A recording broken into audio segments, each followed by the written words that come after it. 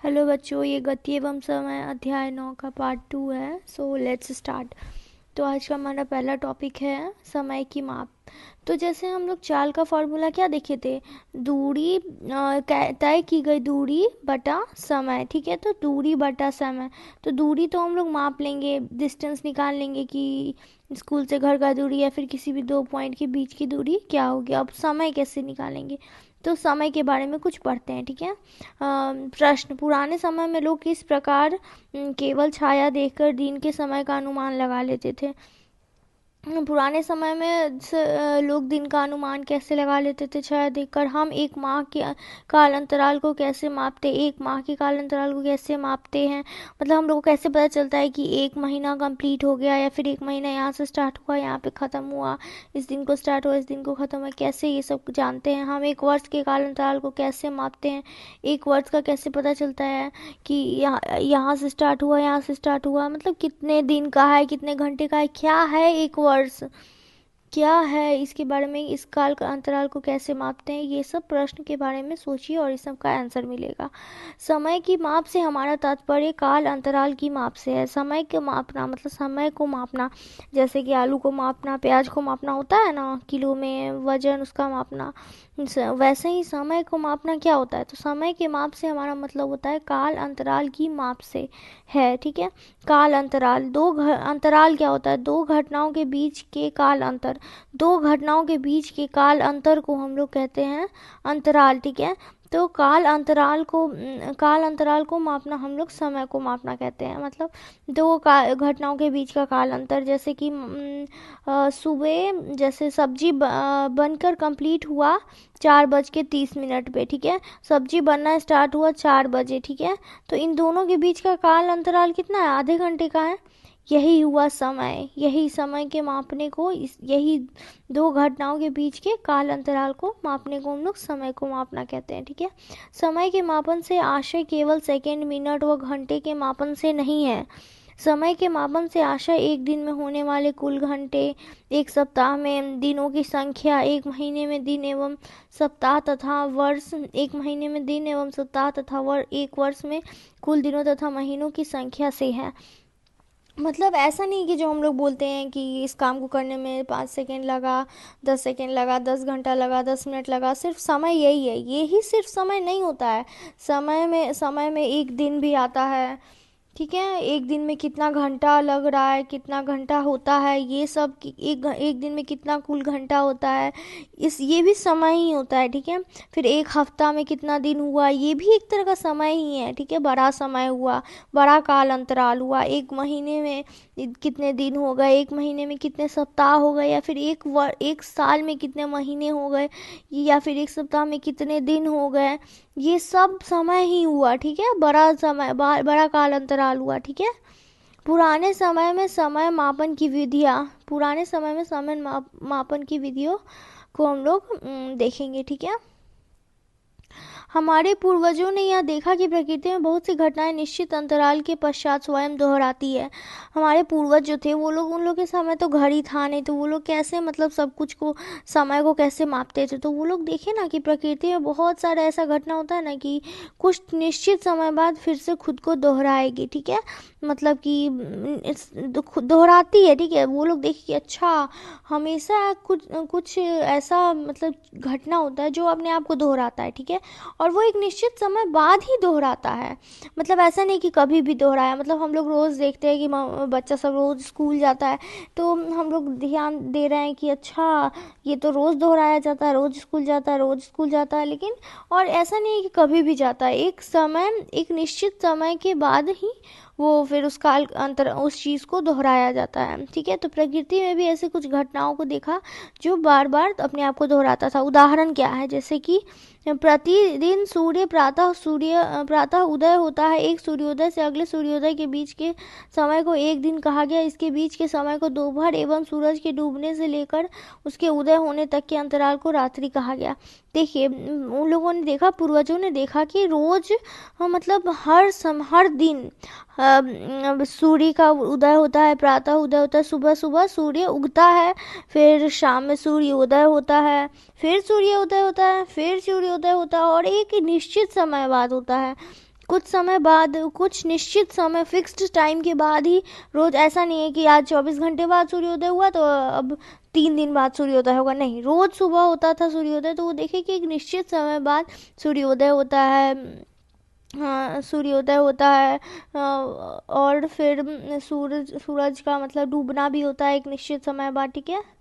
Sorry, सूर्योदय तो सुबह में ही होता है। तो पीछे क्या कहे याद नहीं है, सॉरी उसके लिए।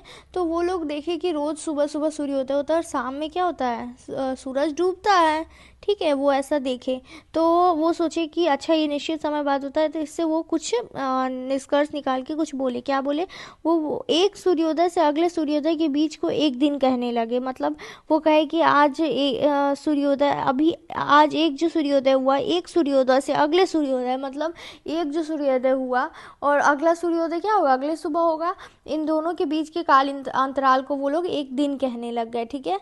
फिर इसके बीच के समय को दोपहर, और देखो सॉरी, एक दिन जो हम लोग निकाले आज, उस एक दिन के बीच के समय को दोपहर कहने लग गए। और सूरज जो डूबता है, सो सूरज के डूबने से लेकर फिर से जो सूरज का जो उदय होता है उसको रात वो लोग कहने लगे, ठीक है।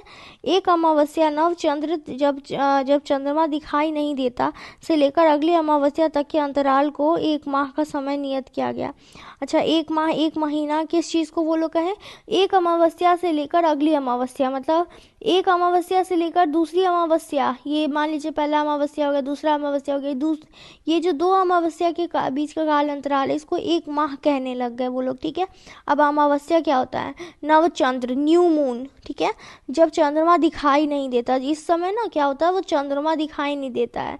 वो कैसे नहीं दिखाई देता है, जैसे ये अर्थ है, ठीक है। अर्थ क्या है, अर्थ है, अर्थ के चारों ओर जो है वो मून घूम रहा होता है, ठीक है, चंद्रमा घूम रहा होता है, ठीक है। और अर्थ जो है वो खुद किसके चारों ओर घूम रहा होता है, तो वो सन के चारों ओर घूम रहा होता है, ठीक है।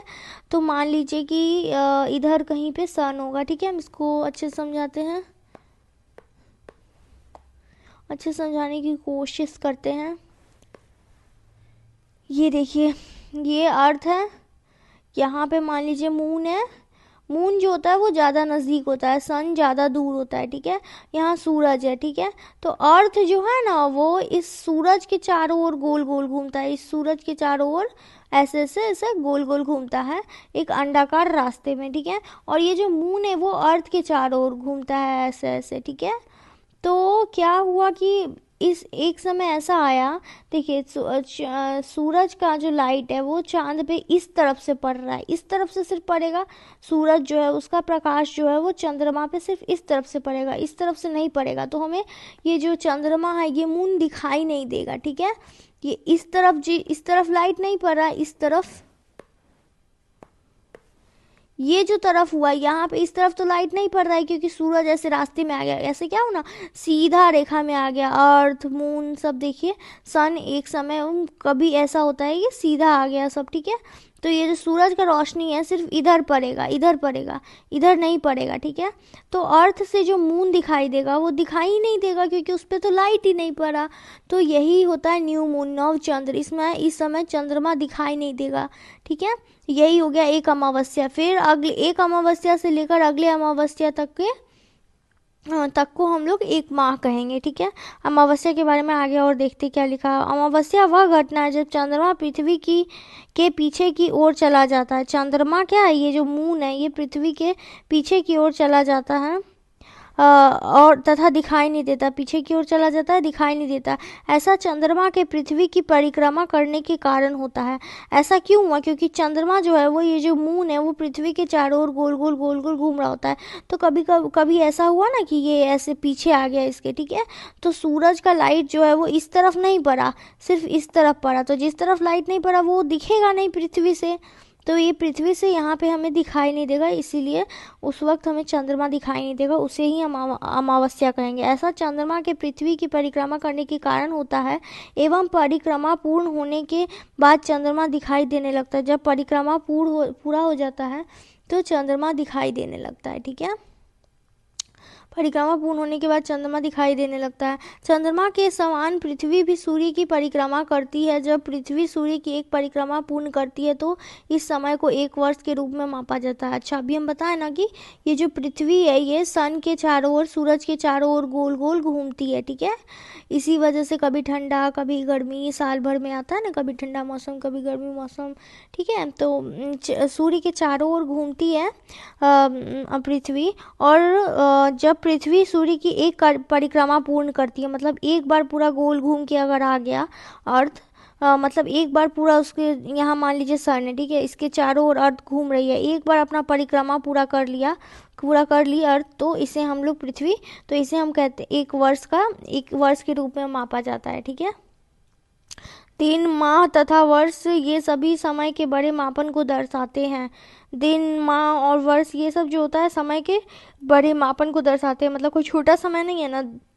सेकेंड सबसे छोटा, उसके बाद मिनट होता है, उसके बाद घंटा होता है। तो ये दिन माह और वर्ष ये सब बड़े मापन दर्शाते हैं। अतः हमें इनसे बहुत छोटे समय के मापन की आवश्यकता भी होती है, जिनके लिए सबसे सामान्य युक्तियाँ घड़ी ही हैं। मतलब दिन और ये सब जो होता है ये बड़े मापन है, तो लेकिन हम लोग को छोटा छोटा चीज़ भी तो मापना होता है। ऐसा नहीं कि हर चीज़ को हम लोग दिन में मापेंगे। मतलब ऐसा नहीं है कि खाना कितना दिन में बना, 10 दिन में नहीं, खाना तो एक दिन से भी कम टाइम में बनता है। तो हमें कुछ छोटे समय को भी मापने की ज़रूरत है। उसके लिए किस चीज़ की, उसके लिए कौन सी सामान्य युक्तियाँ हैं, तो उसके लिए सबसे सामान्य युक्तियाँ घड़ी ही हैं। घड़ी से ही हम छोटा टाइम सब मापते हैं ना। आजकल अधिकांश घड़ियों में एक या दो सेलों वाले विद्युत परिपथ होते हैं। इन घड़ियों को क्वार्ट्ज घड़ी कहते हैं। इनके द्वारा मापा गया समय पहले उपलब्ध घड़ियों द्वारा मापे गए समय से अधिक यथार्थ होता है। मतलब अब आजकल जो घड़ी होता है ना, उसमें एक सेल होगा या फिर दो सेल होगा, ठीक है, एक सेल या फिर दो सेल होगा, उससे सर्किट कंप्लीट होता है, ठीक है। और ऐसे घड़ी को हम क्या कहेंगे, क्वार्ट्ज घड़ी, जिसमें कि एक या दो सेल होगा, ठीक है। और ये जो पहले के ज़माने में जो समय मापा जाता था उससे ज़्यादा यथार्थ होगा, मतलब उससे ज़्यादा एक्यूरेट होगा पहले के ज़माने में। अब देखिए जैसे जैसे हम लोग आगे बढ़ रहे हैं, ज़माना आगे बढ़ रहा है, वैसे वैसे तो सब कुछ ज़्यादा एक्यूरेट होते जा रहा है ना। जितने भी मशीन्स आ रहे हैं वो सब कुछ एक्यूरेट मेज़र कर रहा है। पहले के ज़माने में इतना अच्छा मशीन्स नहीं था, तो अच्छे से एक्यूरेसी नहीं हो पाता था, मेजर अच्छे से नहीं हो पाता था। घड़ियों की कार्यविधि को जानते हैं, तो घड़ियों की कार्यविधि क्या होती है, घड़ी जो काम करता है वो कैसे काम करता है। घड़ियों की कार्यविधि काफ़ी जटिल होती है, परंतु सभी घड़ियों में आवर्ती गति का उपयोग किया जाता है। आवर्ती गति का एक सबसे अच्छा उदाहरण सरल लोलक पेंडुलम है, ठीक है। घड़ियों की कार्यविधि, घड़ी जो काम कैसे करते हैं, मतलब घड़ी किस प्रिंसिपल पे काम करते हैं, घड़ी कैसे काम करते हैं। घड़ी में दो बैटरी लगा होता है, लेकिन कैसे वो काम करते हैं, कैसे वो हमें समय दिखाते हैं, ठीक है, बार बार एक ही चीज़ को कैसे।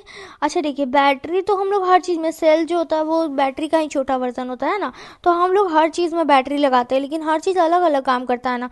जैसे बेल जो होता है, बेल मतलब हर चीज़ में सेल लगता है। इन्वर्टर में बैटरी लगा होता है, बैटरी वाले बाइक होते हैं, बैटरी वाले स्कूटर होते हैं, लेकिन सब अलग अलग काम करता है। स्कूटर का काम चलने से रिलेटेड होता है, बाइक का काम भी चलने से रिलेटेड होता है, इन्वर्टर का काम इलेक्ट्रिक करंट सप्लाई करना होता है। फिर वैसे ही घड़ी में ऐसा कौन सा प्रिंसिपल का यूज़ किया जाता है, तो घड़ी की कार्यविधि जटिल होती है, जो आप लोग नहीं समझ पाएंगे, उसके बारे में आपको दिया भी नहीं है। पर वो जो जिस प्रिंसिपल पे काम करता है वो किस चीज़ का यूज़ करता है, वो आवर्ती गति का उपयोग करता है। सभी घड़ियों में आवर्ती गति का उपयोग किया जाता है। आवर्ती गति हम लोग पीछे पढ़े थे ना, पीरियोडिक मोशन, मतलब हम लोग बोले थे ना कि घड़ी की सुइयाँ एक फिक्स समय बाद अपने आप को दोहराती है, तो वो आवर्ती गति का उपयोग किया जाता है इसमें, ठीक है। हम एक आवर्ती गति क्या होती है, जिसमें एक निश्चित समय के बाद अपने गति को दोहराया जाता है, ठीक है। और आवर्ती गति का उदाहरण क्या है, तो आवर्ती गति का सबसे अच्छा उदाहरण है सरल लोलक, जिसे हम सिंपल पेंडुलम भी कहते हैं इंग्लिश में, ठीक है। ये क्या होता है इसके बारे में हम लोग आगे अच्छे से पढ़ेंगे। जब लोलक वाली घड़ियां प्रचलित नहीं हुई थी तब संसार के विभिन्न भागों में समय मापन के लिए कुल बहुत सी युक्तियों का उपयोग किया जाता था, जैसे धूप घड़ी, जल घड़ी, रेत घड़ी। देखिए जब लोलक वाली घड़ियां, मतलब अभी तो क्या है, अभी आजकल हमारे पास घड़ी है, ठीक है, उससे हम लोग टाइम मेज़र कर लेंगे कि अभी दोपहर के 2 बजे हैं, कि रात हुआ है, कि दिन हुआ है, मतलब ये सब घड़ी से हम लोग मेज़र टाइम को देख लेंगे। लेकिन जब ये लोलक वाली घड़ी इस प्रचलित नहीं हुई थी तब कैसे लोग समय का पता करते थे? उस समय धूप घड़ी का यूज़ होता था, जल घड़ी का, रेत घड़ी का। धूप घड़ी में ऐसा ही कुछ इस्तेमाल होता होगा, छाया को देख करके वो लोग, हमारे बुजुर्ग जो लोग पता करते होंगे कि कितना टाइम हो रहा है, कितना के आसपास समय हो रहा होगा, छाया को देख के। सूरज होता है ना, सूरज किसी भी चीज़ पे पड़ता है तो सूरज की रोशनी किसी चीज़ पे पड़ती है तो उसका छाया दिखता है। तो वैसे ही बड़े बड़े, जैसे ये देखिए, ये जंतर मंतर, नई दिल्ली में धूप घड़ी, ये जंतर मंतर का पिक्चर है, नई दिल्ली में धूप घड़ी, ठीक है, ये धूप घड़ी का पिक्चर है एग्जाम्पल के लिए। रेत घड़ी है, ये जल घड़ी है। इस रेत घड़ी में धीरे धीरे इसमें बालू भरा होगा, यहाँ से धीरे धीरे बालू गिर रहा होगा, तो उससे पता करेंगे इतना बालू गिरा मतलब इतना समय हुआ होगा, इतना बालू गिरा मतलब इतना समय, ऐसा एक मेजरमेंट का होता होगा तरीका। जल घड़ी, ये देखिए जल घड़ी है। ये सब फोटो आपके बुक में पिक्स दिए हुए थे। तो इनके द्वारा, रेत घड़ी, जल घड़ी, धूप घड़ी के द्वारा हम लोग पहले, जो हमारे बुजुर्ग होते थे वो पता करते थे कि समय क्या हुआ। अब ये बुक से काटा हुआ है। 1 माइक्रो सेकेंड का 10 लाखवां भाग होता है। 1 नैनो सेकेंड का 1 अरबवां भाग होता है। 1 नैनो सेकेंड का 1 अरबवां भाग होता है। 1 माइक्रो सेकेंड जो होता है ना, माइक्रो सेकेंड का ये साइन होता है म्यू, ये जो साइन होता है ना म्यू एस, एस मतलब तो सेकेंड होता है आपको पता है, और ये म्यू होता है माइक्रो, तो माइक्रो सेकेंड का ये सिंबल है माइक्रो सेकेंड। तो एक म्यू एस जो 1 माइक्रो सेकेंड होता है वो 10 लाखवां भाग होता है। 1 सेकेंड का 10 लाखवां भाग होता है। हम लोग बोलते हैं ना कि मुझे 1/4 भाग चाहिए, जैसे किसी घर का किसी के 4 बच्चे होते हैं तो बोलते हैं कि मैं 1/4 भाग का हिस्सेदार हूँ, मतलब ज़मीन में मुझे 1/4 भाग चाहिए। मतलब कि जो ज़मीन है उसको उसको एक बाय मतलब उसका 4 पार्ट कर दो, ठीक है, और उसका पहले ज़मीन को 4 टुकड़ों में बांट दो, मतलब ये कोई ज़मीन है, इसको 4 टुकड़ों में बांट दो और वो मेरा एक टुकड़ा होगा, तो 1 2 3 4, 4 टुकड़ों में बांट दिए, 1 2 3 4, और इसमें से जो ये एक टुकड़ा है ये 1 भाई का होगा। तो इसका मतलब क्या हुआ, 1/4, चौथा हिस्सा मेरा है। ठीक है, तो 1/4। वैसे ही जो 1 माइक्रो सेकेंड होता है, 1 म्यू एस, ये माइक्रो सेकेंड का सिंबल है, ये होता है 1 सेकेंड का 10 लाखवां भाग, मतलब 1 सेकेंड का 10 लाख, 1/4 भाग क्या हो गया, 1/4, 1/4 भाग मतलब 1/4। उसी तरह इसको मिटा के बताते हैं। 1/4 भाग का मतलब होता है 1/4, तो वैसे ही 10 लाखवां भाग का मतलब होगा 1/10 लाख, ठीक है, 1/10 लाख। और 10 लाख को हम कैसे लिखेंगे, 1 पे 6 गो जीरो, 1 पे जब हम 6 जीरो लिखेंगे, 1 2 3, 3 और 3 6, जब 1 पे हम 6 जीरो लिखेंगे ये हुआ 10 लाख, ये क्या हुआ 10 लाख। और 1 पे 6 जीरो को हम लिख सकते हैं 10⁻⁶, ये लिखने का तरीका हुआ 10⁻⁶। 10 के ऊपर जो पावर है 6, ये 10 के ऊपर अगर हम पावर 6 लिख दे, इसका मतलब होता है कि 10 पे 6 जीरो, सॉरी 1 पे 6 जीरो, 10 पे अगर हम पावर 6 लिख दिए तो इसका मतलब 1 पे 6 जीरो, ठीक है, 1 पे 6 जीरो। और ये क्या होता है 10⁻⁶, या 1 पे 6 जीरो, ये 10 लाखवां भाग होता है। मतलब 1/1 पे 6 जीरो, या फिर 1/10⁻⁶। और इसको हम लिख सकते हैं, जब ये ऊपर जाएगा, अगर हम 1 को 10⁻⁶ से डिवाइड करेंगे तो ये हो जाएगा 10⁻⁻6, ठीक है, डिवाइड करके ये आएगा। वो कैसे आएगा वो आप लोग मैथ्स में पढ़े होंगे, ऊपर चला जाएगा 10⁻6 तो माइनस में हो जाएगा 10⁻⁻6। तो 1 माइक्रो सेकेंड जो होगा 10⁻⁻6 के इक्वल होगा।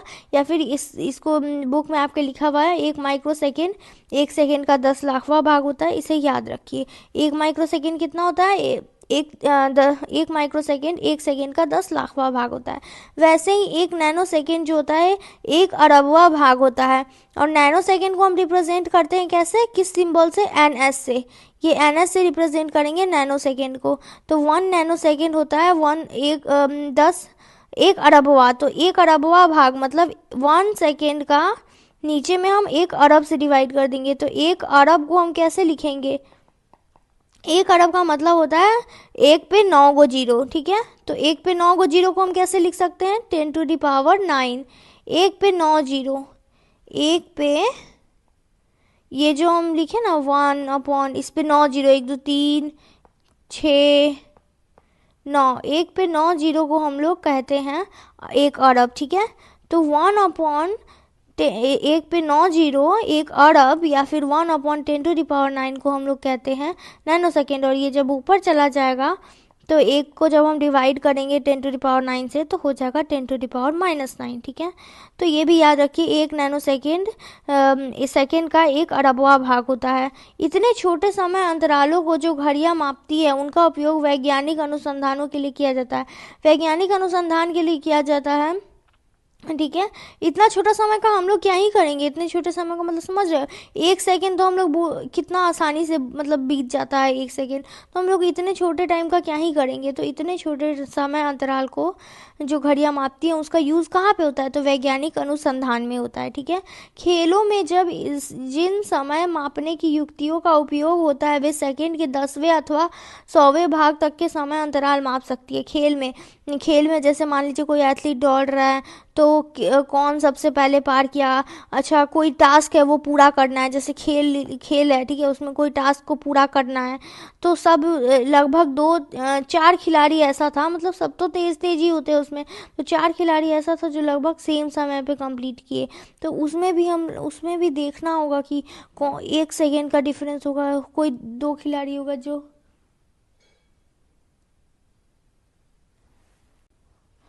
तो ऐसा होगा कि कोई 2 खिलाड़ी है जो जिनके बीच में 1 सेकेंड का डिफरेंस है। तो एक खिलाड़ी जो है वो दूसरे खिलाड़ी से 1 सेकेंड पहले कर लिया तो हम छाट देंगे। तो उसमें हम लोग को एकदम छोटा से छोटा टाइम भी हम लोग को देखना होगा कि कौन 1 सेकेंड मतलब किसके दो, मतलब बहुत छोटा से छोटा टाइम डिफरेंस भी अगर पता कर पाएंगे तभी तो हमको पता चलेगा कि इस 4 खिलाड़ी में से खिलाड़ी कौन सा खिलाड़ी जीता। वरना लगेगा कि सब तो लगभग सेम टाइम में ही किया है। तो उसमें हम लोग उसमें हम लोग कैसे कितने समय तक मतलब कैसे युक्तियों का यूज़ करते हैं। तो उसमें जो समय मापने की युक्तियाँ होती हैं वो 1 सेकेंड के 10वें भाग मतलब 1/10 सेकेंड, 1/10 सेकेंड को मेज़र कर सकते। हमारी घड़ियाँ क्या होती है, वो 1 सेकेंड, हमारा जो घड़ी होता है वो 1 सेकेंड को मेज़र कर सकता है, 2 सेकेंड को मेज़र कर सकता है। इतना छोटा पार्ट 1/10 सेकेंड को भी मेज़र करने वाला जो युक्ति होती है उसे यूज़ करेंगे हम लोग खेल में। 1/10 सेकेंड को मेज़र कर पाए या फिर 1/100 सेकेंड को, 1/100 सेकेंड को मेज़र कर पाए। 1/100 मतलब 0.01 सेकेंड को भी जो मेज़र कर पाए, मतलब 1 सेकेंड से भी कितना छोटा हुआ, सोचिए 1 सेकेंड से भी कितना छोटा हुआ, 0.01 सेकेंड या फिर 0.1 सेकेंड, 1 सेकेंड से भी बहुत छोटा हुआ। ऐसे युक्तियों का हम यूज़ करेंगे खेल में, ठीक है। जी, इनके विपरीत ऐतिहासिक घटनाओं के समयों को शताब्दियों था अथवा सहस्त्र शताब्दियों में व्यक्त किया जाता है। शताब्दी मतलब सेंचुरीज होता है, सहस्त्र शताब्दी मतलब हाँ 1000, सहस्त्र मतलब 1000 होता है। तो ऐतिहासिक घटनाओं को मतलब कि कौन से साल में, कौन से शताब्दी में युद्ध हुआ था, कौन से शताब्दी में किस चीज़ का खोज किया गया, कौन से शताब्दी में क्या हुआ नहीं हुआ, ये सब चीज़ को मतलब बहुत पुराने समय वाले बातों को हम लोग शताब्दी या फिर सहस्त्र शताब्दी में व्यक्त करते हैं, ठीक है। तारों तथा ग्रहों की आयु को प्रायः अरबों वर्ष में व्यक्त करते हैं। तारा जो होता है स्टार्स, और ग्रह जो होता है उनके आयु को हम लोग किस में बोलते हैं, हम लोग का आयु तो होता है मैक्सिमम 80 साल, किसी आदमी का हुआ 90 साल हुआ। तो तारों और ग्रहों की आयु को किस में हम लोग व्यक्त करते हैं, तो हम तारों और ग्रहों की आयु को अरबों वर्ष में व्यक्त करते हैं, ठीक है। अरब बोलते हैं कि ये इतने अरब का है, ये वर्ष का है, ये इतने अरब वर्ष का है, ऐसे, ठीक है। अब आगे चलते हैं समय ये अगले वीडियो में हम लोग, अगले लेक्चर में हम लोग पढ़ेंगे। Thank you.